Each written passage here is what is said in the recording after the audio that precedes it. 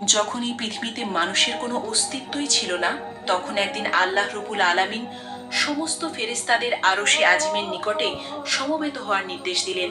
হুকুম পাওয়া মাত্র অসংখ্য ফেরেশতা সেই নির্দিষ্ট স্থানে হাজির হলো। তখন আল্লাহ তাআলা তাদের উদ্দেশ্যে বললেন, আমি পৃথিবীতে আমার একজন প্রতিনিধি প্রেরণ করতে চাই। ফেরেশতারা আল্লাহর ইচ্ছার রহস্য বুঝতে না পেরে একযোগে বলল, হে পরওয়ারদিগার, আপনি কি এমন এক সৃষ্টিকে পৃথিবীতে আনতে চান যারা সেখানে অশান্তি সৃষ্টি করবে ও রক্তপাত ঘটাবে? অথচ আমরাই তো সর্বক্ষণ আপনার তসবিহ ও ইবাদতে ব্যস্ত রয়েছি। তবে নতুন খলিফা বানানোর প্রয়োজন কি? তাদের কথা শেষ হলে আল্লাহ রব্বুল আলামিন বললেন, হে আমার ফেরেশতাগণ, আমি যা জানি তোমরা তা জানো না। মানুষ কেমন হবে, কে আমার আনুগত্য করবে আর কে অবাধ্য হবে, সে বিষয়ে আমি তোমাদের চেয়ে অধিক অবগত। তবে জেনে রাখো, আমি তোমাদের মতামত চাইনি, শুধু জানিয়ে রাখলাম মাত্র। আল্লাহ রব্বুল আলামিনের বক্তব্য শুনে ফেরেশতারা নিজেদের ভুল উপলব্ধি করলো এবং আল্লাহ রব্বুল আলামিনের দরবারে ক্ষমা প্রার্থনা করলো। এরপর আল্লাহ তাআলা তার 4 জন মহান ফেরেশতাকে ডাকলেন, হযরত জিবরাইল, মিকাইল, ইসরাফিল ও আজরাইল আলাইহিসসালাম। আল্লাহ রব্বুল আলামিনের হুকুম পাওয়া মাত্র তারা নির্দিষ্ট স্থানে এসে উপস্থিত হলেন। আল্লাহ প্রথমে হযরত জিবরাইল আলাইহিসসালামকে আদেশ দিলেন, হে জিবরাইল, তুমি পৃথিবীতে যাও এবং সেখান থেকে এক মুঠো মাটি নিয়ে এসো, যে মাটি দিয়ে আমি আমার খলিফাকে সৃষ্টি করব। হযরত জিবরাইল আলাইহিসসালাম পৃথিবীতে এসে জমিন থেকে মাটি নিতে উদ্যত হলে মাটি আর্তনাদ করে বলল, হে জিবরাইল, তুমি আমাকে কোথায় নিয়ে যাচ্ছ? তিনি বললেন, আমি তোমাকে আল্লাহর কাছে নিয়ে যাচ্ছি। আল্লাহ রব্বুল আলামিন মাটি দিয়ে এমন একটি মাখলুক সৃষ্টি করবেন যারা এই পৃথিবীতে আল্লাহর প্রতিনিধি হবে। কিন্তু মাটি তখন কাঁদতে কাঁদতে বলল, ভাই জিবরাইল, তুমি আমাকে নিও না, আমাকে রেখে দাও। কারণ আমাকে দিয়ে আল্লাহ তাআলা যাদের সৃষ্টি করবেন তারা আল্লাহ তাআলার নাফরমানিতে লিপ্ত হবে, যার কারণে আল্লাহ রব্বুল আলামিন তাদেরকে শাস্তি ভোগ করাবেন। অথচ আমি যদি তাদের শরীরে থাকি তাহলে সে আযাব আমাকেই ভোগ করতে হবে। অথচ আল্লাহ রব্বুল আলামিনের আযাব ভোগ করার মতো শক্তি এবং সাহস কোনোটাই আমার মধ্যে নেই।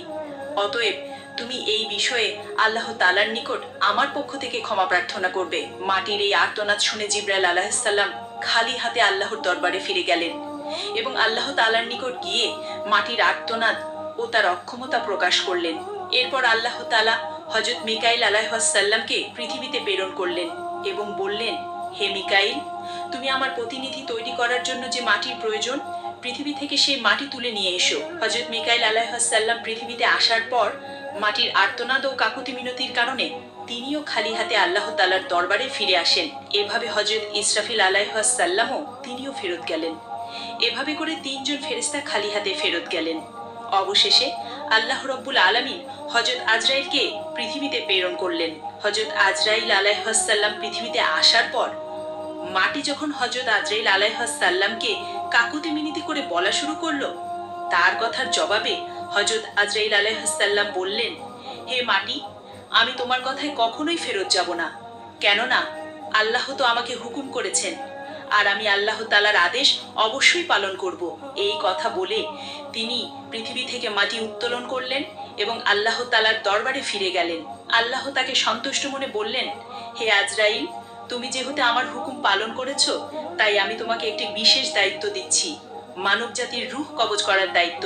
আজরাইল আলাইহিসসালাম বললেন, হে আল্লাহ, আমি যদি মানুষের জান কবজ করি তাহলে তার পরিবারের লোক আমাকে দোষারোপ করবে।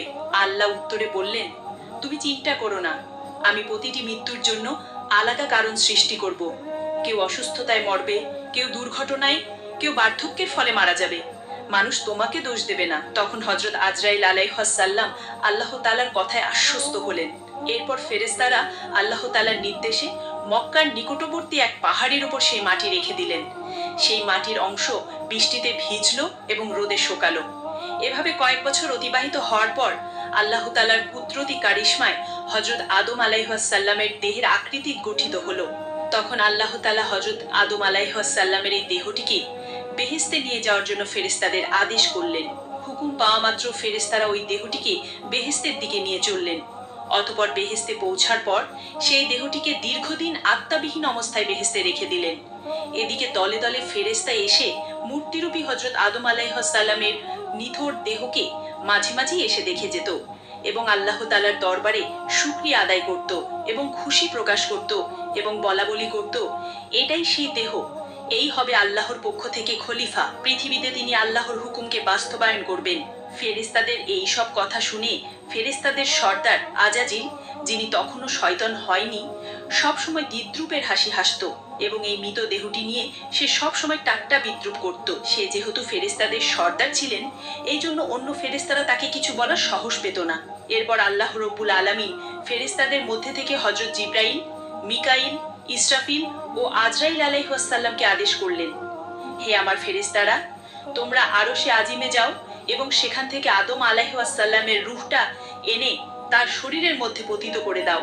ফেরেশতাগণ আল্লাহ তাআলার পক্ষ থেকে আদেশ পাওয়া মাত্র হযরত আদম আলাইহিস সালামের রূহ মোবারককে মূল্যবান হীরা জহরতের পাত্রে করে আদম আলাইহিস সালামের দেহের নিকট উপস্থিত হলেন। সেই সময় আসমানের সকল ফেরেশতাগণ আনন্দে মাতোয়ারা হয়ে গেল এবং সেই অনুষ্ঠানে সকল ফেরেশতা অংশগ্রহণ করল। কিন্তু আজাজিল ফেরেশতা ওরফে ইবলিস আল্লাহর এই কাজে সন্তুষ্ট নয়। এরপর আল্লাহ তাআলা হযরত আদম আলাইহিস সালামের রূহকে তার শরীরে প্রবিষ্ট হতে বললেন। এরপর উক্ত রূহকে হযরত আদম আলাইহিস সালামের দেহে পতিত করে দেওয়া হলো। যখন হযরত আদম আলাইহিস সালামের দেহে রূহ পতিত হলো, তখন সাথে সাথে হযরত আদম আলাইহিস সালাম তার দেহের সকল অঙ্গে কার্যকারিতা পরিপূর্ণভাবে লাভ করতে লাগলেন এবং তিনি আস্তে আস্তে উঠে বসলেন। বসার সাথে সাথে হযরত আদম আলাইহিস সালাম একটি হাঁচি দিলেন এবং নিজ থেকে পাঠ করলেন, আলহামদুলিল্লাহ। আল্লাহ রাব্বুল আলামিন অত্যন্ত খুশি হলেন। অতঃপর হযরত আদম আলাইহিস সালাম নিজ অস্তিত্ব লাভের শুকরিয়া হিসেবে 2 রাকাত নামাজ আদায় করলেন। হযরত আদম আলাইহিস সালামের নামাজ শেষ হওয়ার পরে তার জন্য সেখানে মণিমুক্তার স্বর্ণরূপক দ্বারা আবৃত অতি সুন্দর একখানা সিংহাসন আনয়ন করা হলো। আল্লাহ তাআলার আদেশে হযরত আদম আলাইহিস সালাম সেই সিংহাসনে উপবেশন করলেন। এরপর আল্লাহ রাব্বুল আলামিন সকল ফেরেশতাদেরকে লক্ষ্য করে বললেন, হে ফেরেশতারা, তোমরা হযরত আদম আলাইহিস সালামকে সম্মান প্রদর্শনের জন্য সিজদা করো। আল্লাহর হুকুমের সাথে সাথে কোটি কোটি ফেরেশতা হযরত আদমকে সিজদা করলেন। সিজদা থেকে মাথা তুলে সকল ফেরেশতা লক্ষ্য করে দেখল, শুধুমাত্র আজাজিল ব্যতীত সকল ফেরেশতারাই আদমকে সিজদা করেছে। আর আজাজিল উক্ত মজলিসের এক পাশে দাঁড়িয়ে রয়েছে। অতঃপর সকল ফেরেশতারা পুনরায় আবার সিজদাতে পতিত হলো। তাফসিরের কিতাবের মধ্যে লেখা আছে, তারা দ্বিতীয়বার সিজদা দিয়েছিল আল্লাহ তাআলার শুকরিয়া আদায় করার জন্য, আর প্রথমবার সিজদা দিয়েছিল আল্লাহর হুকুম পালন করার জন্য। অতঃপর আল্লাহ তাআলা আজাজিলকে লক্ষ্য করে বললেন, আজাজিল, তুমি কি করে আমার হুকুমকে অমান্য করলে? তখন আজাজিল বলল, আপনি আদমকে সৃষ্টি করেছেন সাধারণ মাটি দ্বারা, আর আমাকে সৃষ্টি করেছেন আগুন দ্বারা। আগুনের স্বভাব সে সবসময় উপরের দিকে থাকে, আর মাটির স্বভাব সে সবসময় নিচের দিকে থাকে। যদি প্রয়োজন হয় সে আমাকে সিজদা করবে, কারণ আমি আগুনের তৈরি। আমি কেন মাটির তৈরি আদমকে সিজদা করতে যাব? সে যখন এইভাবে আল্লাহ তাআলাকে যুক্তি দেখালো, তখন আল্লাহ তাআলা রাগান্বিত হয়ে তাকে লক্ষ্য করে বললেন, হে নাফরমান, তুই এখান থেকে বের হয়ে যা। তুই আমার আদেশ অমান্য করার কারণে আজ থেকে চির অভিশপ্ত হয়ে গেলি। আল্লাহ তাআলার এই হুকুমের সাথে সাথে আজাজিল ফেরেশতা ইবলিস শয়তানের পরিণত হয়ে গেল।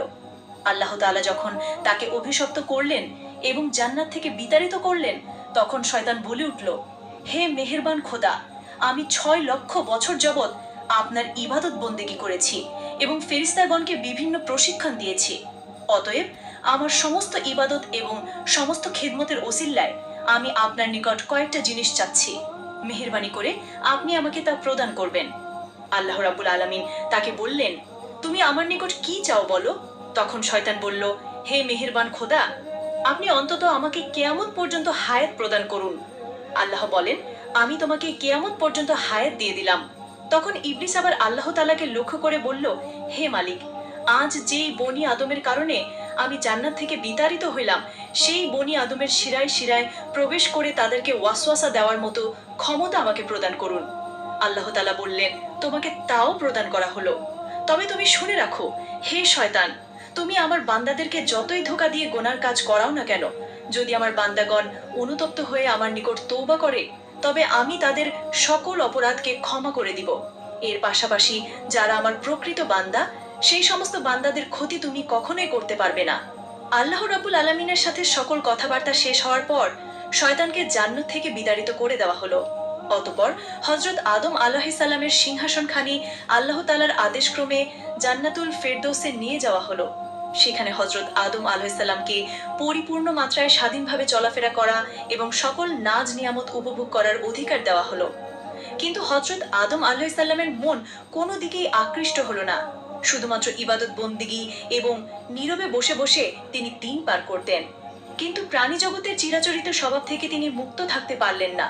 তিনি বেহেশতের অসীম নিয়ামতের মধ্যে থেকেও সঙ্গীর সাথীর অভাব বোধ করতে লাগলেন। তাই তিনি আনন্দহীনভাবে জীবন যাপন করতে লাগলেন। এদিকে আল্লাহ তাআলা এই বিষয়টি অবগত হয়ে হযরত জিবরাইল আলাইহিস সালামকে হযরত আদম আলাইহিস সালামের নিকট প্রেরণ করলেন। হযরত জিবরাইল আলাইহিস সালাম হযরত আদম আলাইহিস সালামের নিকট গিয়ে তাকে লক্ষ্য করে বললেন, ভাই আদম, বেহেশতে আপনার কেমন লাগছে? উত্তরে হযরত আদম আলাইহিস সালাম বললেন, ভাই জিবরাইল, সবাই ভালো লাগে। চতুর্দিকে তৃপ্তিকর পরিবেশ, এই সব কিছুই প্রশংসার যোগ্য। তবু প্রাণে যেন কিসের এক অভাব অনুভব করছি, যা আমি আপনাকে বুঝিয়ে বলতে পারছি না। আপনি আল্লাহর নিকট জেনে নেবেন এমনটা কিসের জন্য আমি অনুভব করছি। হযরত জিবরাইল আলাইহিস সালাম বললেন, হ্যাঁ, আমি আপনার এই অভাবের খবর জানি। আল্লাহ তাআলা আমাকে আপনার এই অভাব পূরণ করার জন্যই পাঠিয়েছেন।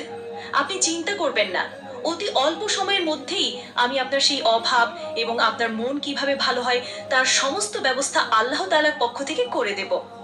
এই কথাগুলি বলে জিবরাইল আমিন সেদিনের মতো তার কাছ থেকে বিদায় নিয়ে চলে গেলেন। অতঃপর পরের দিন ফজরের পূর্বে হযরত জিবরাইল আলাইহিস সালাম আল্লাহর ইচ্ছাক্রমে আদম আলাইহিস সালামের ঘুমন্ত অবস্থায় তার নিকট আসলেন। এরপর কুদরতি কায়দায় হযরত আদম আলাইহিস সালামের একখানি বাম পাঁজরের হাড় বের করে নিলেন। অতঃপর উক্ত হাড়ের উপর রক্ত, মাংস ও চামড়ার আবরণ দিয়ে সজোরে ফুঁক দিলেন। হযরত জিবরাইল আলাইহিস সালামের ফুঁকের সাথে সাথে উক্ত হাড়টি একজন নারীর আকৃতি ধারণ করলো। এরপর হযরত জিবরাইল আলাইহিস সালাম হযরত আদম আলাইহিস সালামকে ঘুম থেকে জাগ্রত করলেন। হযরত আদম আলাইহিস সালাম জাগ্রত হয়ে তার সম্মুখে অপরূপ সুন্দরী চাঁদের ন্যায় উজ্জ্বল এক যুবতীকে দেখে তন্ময় হয়ে তার দিকে তাকিয়ে রইলেন। এরপর হযরত জিবরাইল আলাইহিস সালাম তাদের লক্ষ্য করে বললেন, হে আদম, ইনি আপনার জীবন সঙ্গী বিবি হাওয়া আলাইহিস সালাম। হযরত আদম আলাইহিস সালাম এমন কথা শুনে অত্যন্ত আনন্দিত হলেন। তার প্রাণের মধ্যে যে অতৃপ্তি ছিল নিমিষের মধ্যেই তা দ্রবীভূত হয়ে গেল। হৃদয়ের মাঝে তার আনন্দ ছড়িয়ে পড়তে লাগলো। তিনি এত আনন্দিত হয়েছিলেন যা বর্ণনা করে কোনোদিন বোঝানো সম্ভব নয়। তাফসীরের কিতাবের মধ্যে এসেছে, পৃথিবীতে আল্লাহ তাআলা যে কয়েকজন নারীকে সবচেয়ে বেশি সৌন্দর্য দান করেছেন, এদের মধ্যে হযরত হাওয়া আলাইহিস সালাম ছিলেন অন্যতম। হযরত আদম আলাইহিস সালাম দীর্ঘ সময় বিবি হাওয়ার দিকে তাকিয়ে থেকে তার নিকটবর্তী হওয়ার উদ্দেশ্যে সম্মুখে অগ্রসর হলেন। তখন হযরত জিবরাইল আলাইহিস সালাম বাধা দিয়ে বললেন, তাকে বিবাহ বন্ধনে আবদ্ধ করার পূর্বে তার নিকটবর্তী হওয়া আপনার জন্য জায়েজ নয়। অতএব সর্বপ্রথম আল্লাহ তাআলার দরবারে বিবাহের জন্য আবেদন করুন। হযরত আদম আলাইহিস সালাম জিবরাইল আলাইহিস সালাম দেখানো পদ্ধতিতে হযরত হাওয়া আলাইহিস সালামকে বিয়ে করার জন্য আল্লাহ তাআলার দরবারে ফরিয়াদ করলেন। আল্লাহ তাআলা হযরত আদম আলাইহিস সালামের আবেদনের প্রেক্ষিতে তাদের বিবাহের পরিপূর্ণ সিদ্ধান্ত নিলেন। আল্লাহ তাআলা আদমকে লক্ষ্য করে বললেন, হে আদম, আমি আপনাকে হাওয়া আলাইহিস সালামের সাথে বিবাহ বন্ধনে আবদ্ধ করে দিলাম, কিন্তু এখন আপনি আপনার বিবাহের মোহরা আদায় করুন। হযরত আদম আলাইহিস সালাম আল্লাহ তাআলাকে বললেন, হে আল্লাহ, এই বিবাহের মোহরা এইটা আবার কি জিনিস? তখন আল্লাহ তাআলা বললেন, হে আদম, আপনার বিবাহের মোহর হচ্ছে আমার প্রিয় হাবিব হযরত মুহাম্মদ সাল্লাল্লাহু আলাইহি ওয়াসাল্লামের উপর আপনি কয়েকবার দুরূদ পাঠ করুন।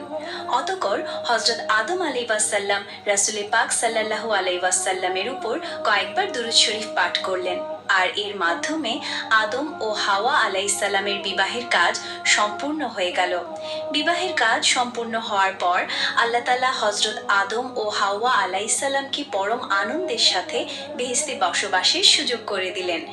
এর পাশাপাশি আল্লাহ তাআলা তাদেরকে লক্ষ্য করে বললেন, হে আদম, তোমরা মনোযোগ সহকারে শুনে রাখো, জান্নাতের সকল নাজ নিয়ামত তোমরা গ্রহণ করবে, কিন্তু এই যে গাছ রয়েছে এই গাছটির নিকট তোমরা গমন করবে না এবং তার ফল তোমরা ভক্ষণ করবে না। তাফসীরের কিতাবের মধ্যে ওই গাছটির নাম উল্লেখ করা হয়েছে, আর তা ছিল গন্ধম নামক গাছ। এরপর হজরত আদম আলাইহিসসালাম ও বিবি হাওয়া আলাইহিসসালাম অতীব আনন্দে আরাম আয়েশের সাথে বেহেশতে বসবাস করতে লাগলেন। এদিকে শয়তানকে আল্লাহ তাআলা বেহেশতের বাইরে বসবাসের নির্দেশ দেন। সেখানে বসে হজরত আদম ও হাওয়া আলাইহিসসালামের সর্বনাশের চিন্তায় দিনরাত ফিকির করতে থাকে। বেহেশতে থাকাকালীন সময় সে যে সকল দোয়া ও দুরুদ পাঠ করে কঠিন কঠিন কাজ আয়ত্ত করত, সেই সমস্ত দোয়া সে পাঠ করল। এক সময় সে ইসমে আজম পড়া শুরু করলো। ইসমে আজমের উসিলায় সে জান্নাতের গেটের নিকটবর্তী স্থানে পৌঁছে গেল। অতঃপর সে আস্তে আস্তে জান্নাতের গেটের দিকে অগ্রসর হলো। এরপর সে লক্ষ্য করে দেখলো যে জান্নাতের প্রাচীরের উপর একটি ময়ূরের বসা রয়েছে। ময়ূর শয়তানকে দেখে চিনতে পারলো না। সে জিজ্ঞাসা করলো, তুমি কে? তখন ইবলিস উত্তর দিল, আমি একজন ফেরেশতা।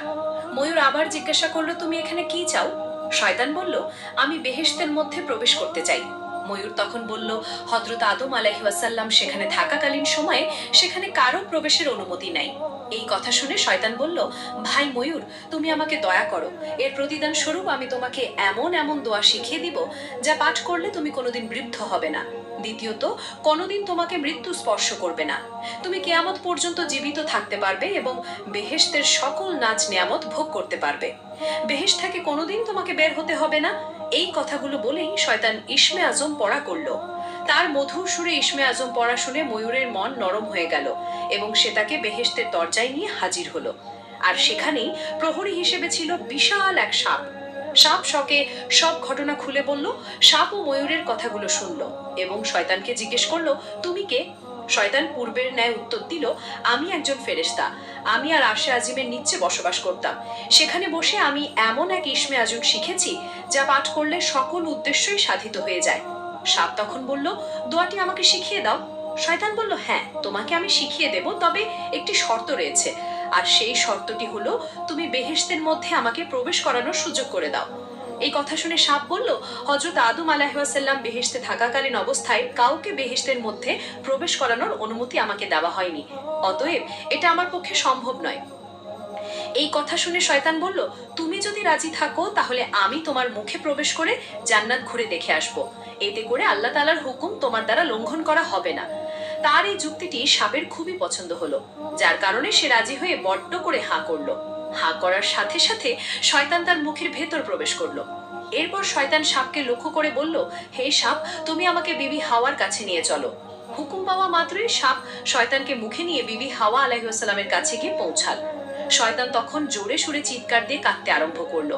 সাপের মুখ থেকে কান্নার শব্দ শুনে বেহেশতের সকল হুরগেলমেন তার কাছে সমবেত হলো। এমনকি বিবি হাওয়া আলাইহিসসালামও সেখানে এসে উপস্থিত হলো। এরপর হযরত বিবি হাওয়া আলাইহিসসালাম তার এই রূপ ক্রন্দনের কথা জিজ্ঞাসা করলেন, যার উত্তরে সে বলল, আমি তোমাদের পরিণামের কথা ভেবেই কান্না করছি। আল্লাহ তাআলা তোমাকে ও তোমার স্বামী আদম আলাইহিসসালামকে খুব শীঘ্রই পৃথিবী নামক জমিনে পাঠিয়ে দেবেন। এই কথা আরশে আজিমে লিপিবদ্ধ রয়েছে। আমি তা দেখেছি। এর জন্য আমি তোমাদের কথা চিন্তা করে কান্নাকাটি করে যাচ্ছি। বিবি হাওয়া তখন শয়তানকে লক্ষ্য করে বললেন, তোমার কথা যে সত্য তা আমি কিভাবে যাচাই করব? শয়তান বলল, আমি আল্লাহর নামে শপথ করে বলছি, আমার কথা যদি বিন্দুমাত্র মিথ্যা হয় তাহলে যেন আল্লাহ তাআলা ও সকল ফেরেশতার লানত আমার উপর পতিত হয়। শয়তানের এমন কথায় হযরত হাওয়া আলাইহিসসালামের মন নরম হয়ে গেল। তাই সে তাকে জিজ্ঞাসা করলো, তবে পৃথিবীর এই নির্বাসন থেকে মুক্তির কোনো উপায় আছে কি? যদি এই নির্বাসন থেকে মুক্তির কোনো উপায় থেকে থাকে তাহলে তা তুমি আমার নিকট খুলে বলো। শয়তান তখন বলল, উত্তম একটি পথ রয়েছে, তবে তোমরা তা গ্রহণ করবে না, তা আমি ভালো করেই জানি। তখন হযরত হাওয়া বললেন, আমি অবশ্যই সেই পথকে গ্রহণ করব, আমার নিকট তা খুলে বলো। তখন শয়তান বলল, ওই যে নিষিদ্ধ গাছ রয়েছে, ওই গাছের যদি একটি ফল ভক্ষণ করতে পারো তাহলে তোমরা চিরস্থায়ীভাবে জান্নাতে বসবাস করতে পারবে। আর যদি তোমরা সেই গাছের ফল ভক্ষণ না করো তাহলে অচিরেই তোমরা জমিনে নামিয়ে দেওয়া হবে। তোমরা বেহেশ থেকে বিতাড়িত হবে, কেননা আল্লাহ তাআলার সিদ্ধান্ত হচ্ছে তোমাদেরকে জান্নাত থেকে বিতাড়িত করে দেবেন। শয়তানের যুক্তিপূর্ণ বক্তব্যে হযরত হাওয়া আলাইহিসসালামের মন নরম হয়ে গেল, যার কারণে তিনি আস্তে আস্তে গন্ধম নামক গাছের নিকট উপস্থিত হলেন। সেখানে উপস্থিত হয়ে গাছ থেকে একটি ফল ছিঁড়ে অর্ধেক ফল সে আহরণ করলেন। বাকি অর্ধেক হযরত আদম আলাইহিসসালামের জন্য নিয়ে আসলেন। এরপর হযরত আদম আলাইহিসসালামকে বুঝিয়ে শুনিয়ে বাকি অর্ধেক ফল খাওয়ালেন। হযরত আদম আলাইহিস ও হাওয়া আলাইহিস গন্ধম নামক ফল ভক্ষণ করার সাথে সাথে তাদের দেহ থেকে জান্নাতের সকল পোশাকগুলো খুলে পড়ে গেল এবং তাদের শরীর থেকে যে মেশুকের সুঘ্রাণ বের হতো সে সমস্ত ঘ্রাণ বের হওয়া বন্ধ হয়ে গেল। এই অবস্থাগুলো দেখে হযরত আদম ও হাওয়া নিজেদের ভুল বুঝতে পারলেন এবং অনুতপ্ত হতে লাগলেন। তাদের এই কাজকর্মের কারণে আল্লাহ তাআলা রাগান্বিত হলেন, যার কারণে তিনি ফেরেশতাদেরকে আদেশ করলেন, ফেরেশতাগণ, আদম ও হাওয়াকে জান্নাত থেকে বের করে জমিনে নামিয়ে দাও। আল্লাহ তাআলা হুকুম পাওয়া মাত্র হযরত জিবরাইল আলাইহিস এবং অন্যান্য ফেরেশতাগণ হযরত আদম আলাইহিস ও হাওয়া আলাইহিসকে জান্নাত থেকে জমিনে নামিয়ে দিলেন। তো প্রিয় দর্শক, কেমন লাগলো আজকের এই ভিডিওটি? যদি ভালো লাগে তাহলে চ্যানেলটি সাবস্ক্রাইব করেন, আর এই ভিডিওর দ্বিতীয় পর্ব দেখতে চাইলে অবশ্যই কমেন্টে বলুন।